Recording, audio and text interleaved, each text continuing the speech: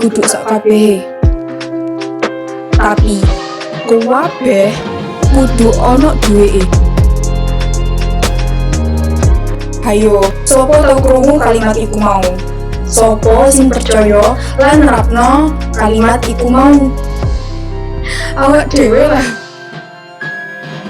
Nek ana wong sing wis gelem nyekel dhuwit, artine dhek wis nganggep nek dhuwit iku sebagian kekayaan yang mampu memberi manfaat bagi pemegangnya.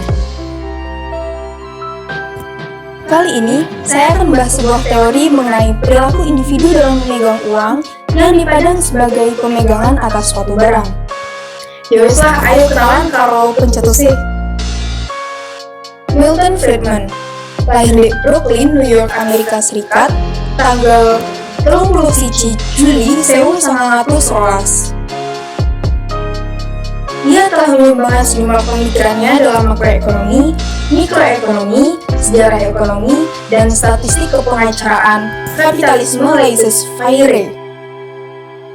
Pengalamannya dalam bidang ekonomi dimulai pada tahun 1941 hingga akhirnya pada 1976 ia mendapatkan Nobel di bidang ekonomi. Karyanya tentu saja ada banyak, antara lain Capitalism and Freedom pada tahun 1962, kemudian ada Why Government is the Problem. Kali ini kita akan fokus pada esainya yang berjudul Studi dalam Teori Kuantitas Uang tahun 1956. Dalam studinya, Friedman lebih sering merujuk pada Irving Fisher, tetapi dalam analisisnya sebenarnya ia lebih dekat kepada teori milik Keynes. Seperti Keynes, Friedman mengakui bahwa masyarakat ingin memegang sejumlah tertentu dari saldo uang real. Dengan alasan itulah muncul rumus permintaan sebagai berikut. Pertama, MD per P adalah permintaan untuk saldo uang real.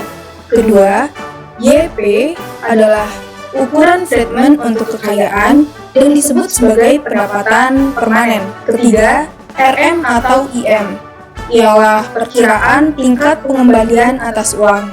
Keempat, RB atau IB adalah perkiraan tingkat pengembalian atas obligasi. Serta kelima ialah IE atau perkiraan tingkat pengembalian atas saham. Terakhir ada U, ialah utilitas atau selera dari pemilik kekayaan.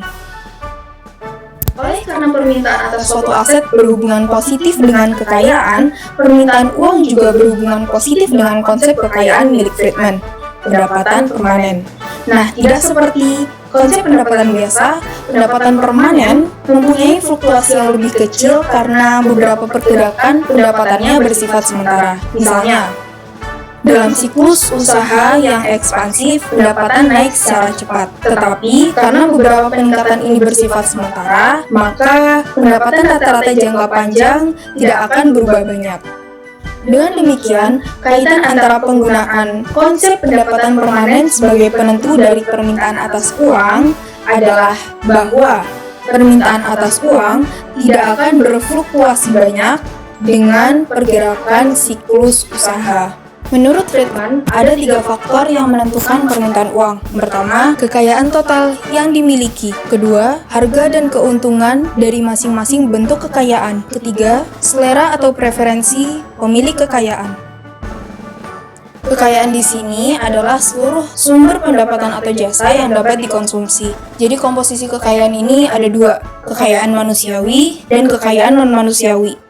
Komposisi ini bisa saja berubah, tapi di suatu titik waktu tertentu, komposisi ini dianggap konstan. Dengan demikian, apabila W adalah rasio antara kekayaan manusiawi dan kekayaan non-manusiawi atau rasio antara aliran pendapatan dari kekayaan non-manusiawi dengan manusiawi, W ini mencerminkan angka kekayaan manusiawi yang perlu diperhitungkan dalam analisis permintaan uang. Jadi ada 2 jenis kekayaan. Yang pertama ada kekayaan manusiawi dan kekayaan non-manusiawi. Kekayaan manusiawi ini merupakan kemampuan seseorang di masa mendatang yang berpotensi menghasilkan aliran pendapatan. Artinya, bentuk kekayaan yang pertama dapat dimiliki seseorang adalah kapasitas produktif, atau biasa kita sebut dengan sumber daya manusia. Kapasitas manusia ini berhubungan erat dengan besarnya harapan memperoleh penghasilan di masa mendatang. Dengan demikian, makin kaya seseorang, makin besar harapan untuk memperoleh penghasilan di masa mendatang. Kedua, kekayaan non-manusiawi. Komponennya ada uang, obligasi, saham, dan aset real. Jadi, kekayaan bukan manusiawi ini merupakan semua aktiva yang dimiliki seseorang atau biasa kita kenal dengan kekayaan dalam arti sebenarnya gitu. Kedua macam kekayaan ini menentukan seberapa besar jumlah uang yang dapat dipegang. Dalam analisisnya ini, Friedman lebih menekankan kekayaan daripada pendapatan. Faktor kedua, penentu permintaan uang, ialah manfaat atau returns dari setiap bentuk aktiva. Dengan memegang uang, kita memperoleh kemudahan dalam melakukan transaksi. Selain uang, ada obligasi atau bond. Seperti obligasi pula, saham atau equity dianggap sebagai hak memperoleh aliran pendapatan dalam jangka waktu yang tidak terbatas. Faktor ketiga, ada selera atau preferensi seseorang dalam memegang berbagai bentuk kekayaan. Biasa disimbolkan dengan U. Jadi artinya tuh kayak preferensi seseorang dalam memilih untuk mengonsumsi suatu barang mana sih yang mau dikonsumsi. Oke, bisa kita simpulkan. Dalam teori ini, Friedman lebih menekankan teorinya pada permintaan uang real atau real balance. Friedman berpendapat bahwa cara untuk menyimpan uang itu bisa dilakukan dengan memegang uang sebagai bentuk simpanan kekayaan, atau bisa dengan melakukan simpanan deposito, penanaman saham, obligasi, ataupun harta tetap seperti tanah dan rumah. Itu saja dari saya. Semoga bermanfaat. Assalamualaikum warahmatullahi wabarakatuh.